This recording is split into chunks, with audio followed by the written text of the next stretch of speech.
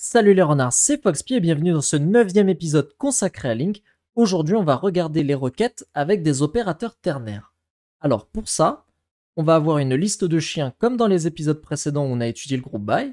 Je fais un petit rappel sur cette classe, donc elle a 7 attributs: nom, surnom, race, couleur, sexe, âge et poids.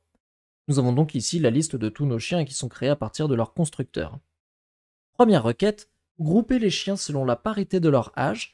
On veut afficher la chaîne de caractères pair pour les chiens dont l'âge est pair et la chaîne de caractères impair pour les chiens dont l'âge est impair. Alors, rappelez-vous, dans les épisodes précédents, quand nous avions fait ce groupe by, ça nous affichait true ou false.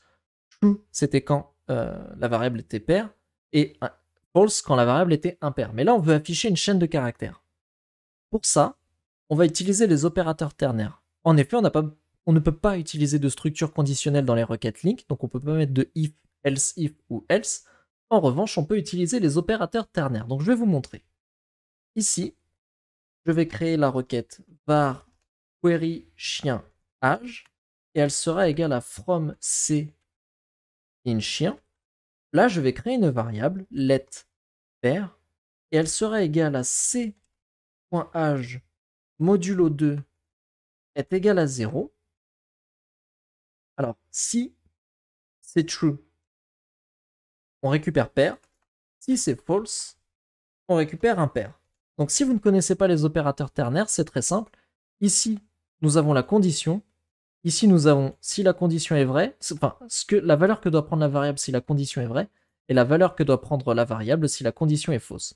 Donc ici, on teste si l'âge du chien est pair ou impair grâce au modulo.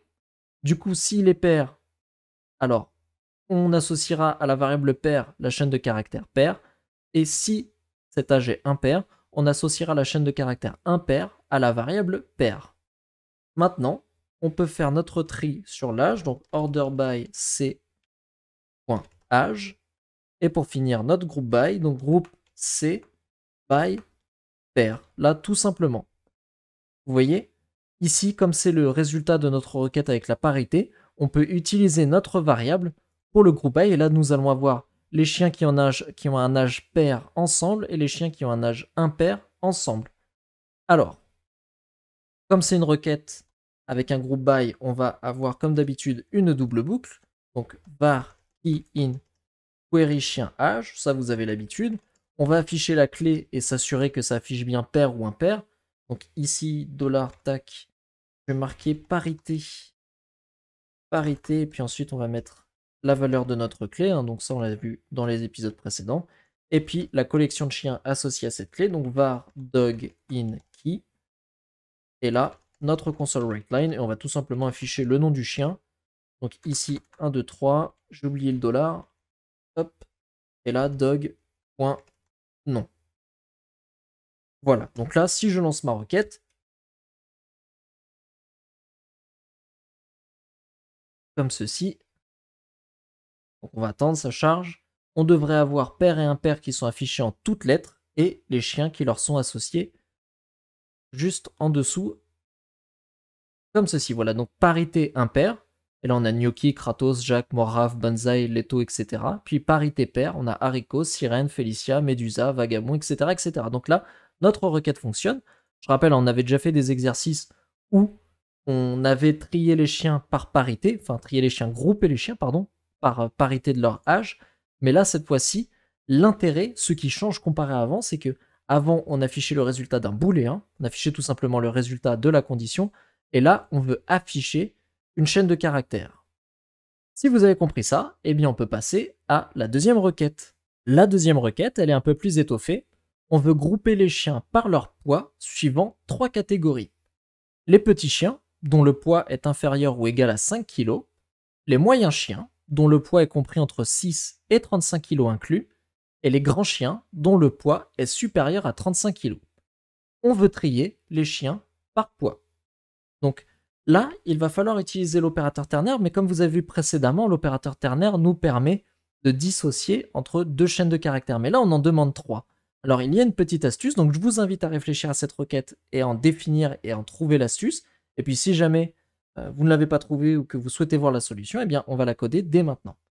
Cette requête, je vais l'appeler var query chien poids. Et elle sera égale à from c in chien. Donc jusque-là, tout va bien. On va créer notre variable qui va nous permettre de créer nos catégories de chiens selon leur poids. Donc ici, let taille chien sera égal. Donc première condition, c de poids inférieur ou égal à 5, alors c'est un petit chien. Sinon, si la condition n'est pas bonne, eh bien on met un autre opérateur ternaire. C'est ça l'astuce. On fait c.poids inférieur à 36. Alors là, on a un moyen chien. Sinon, c'est que c'est un grand chien. Alors j'explique. Nous avons ici une condition si le poids du chien est inférieur ou égal à 5. Après, le point d'interrogation, c'est si la condition est vérifiée. Donc c'est un petit chien. Et après le double point, c'est si la condition n'est pas vérifiée. Donc si notre chien n'a pas un poids inférieur ou égal à 5, c'est qu'il a un poids supérieur à 5 kg. Donc là, ce que l'on veut tester après ici dans notre sinon, c'est si son poids est inférieur à 36 kg. Si c'est le cas, alors on renverra moyen chien. Et si c'est pas le cas, alors on sait que c'est un grand chien, puisqu'un grand chien aura un poids supérieur à 35 kg. Donc voilà, c'était ça la petite astuce, il faut conjuguer deux opérateurs ternaires à la fois.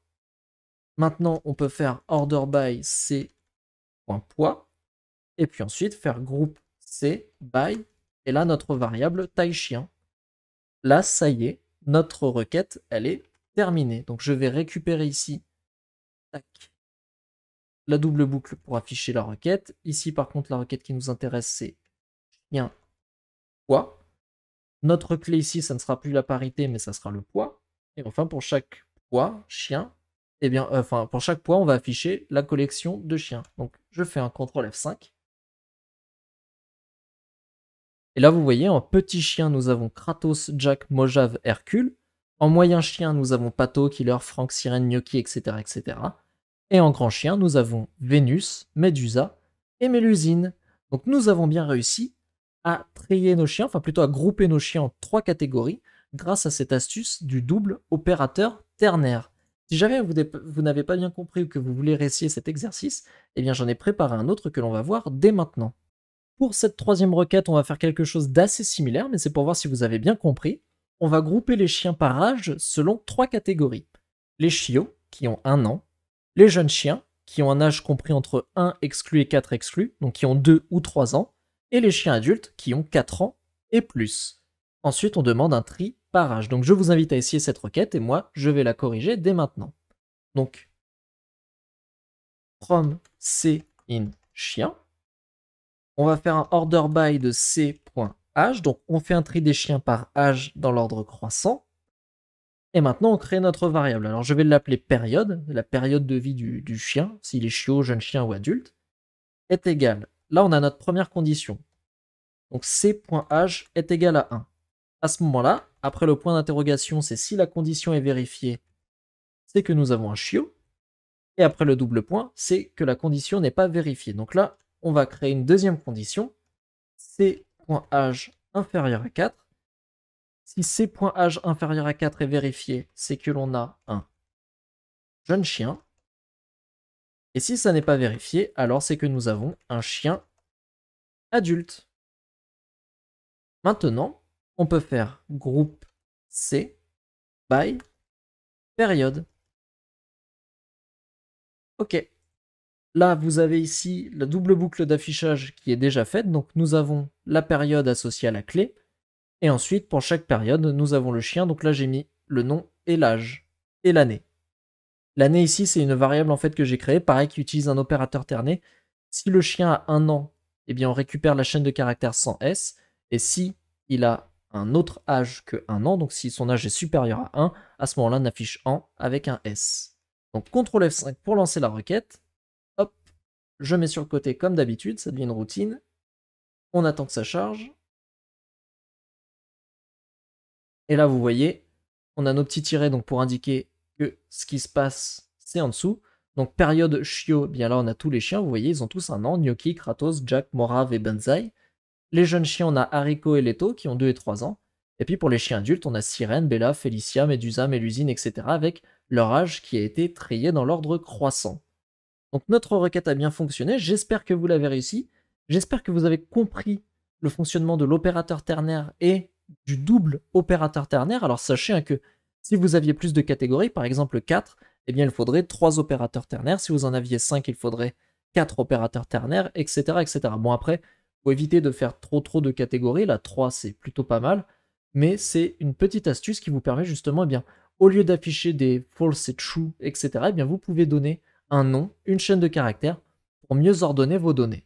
Donc, je vous remercie d'avoir regardé cet épisode jusqu'au bout. Vous pouvez le liker, le commenter et vous abonner à la chaîne si jamais cet épisode vous a plu. Et nous, on se retrouve à très bientôt pour d'autres épisodes sur Link.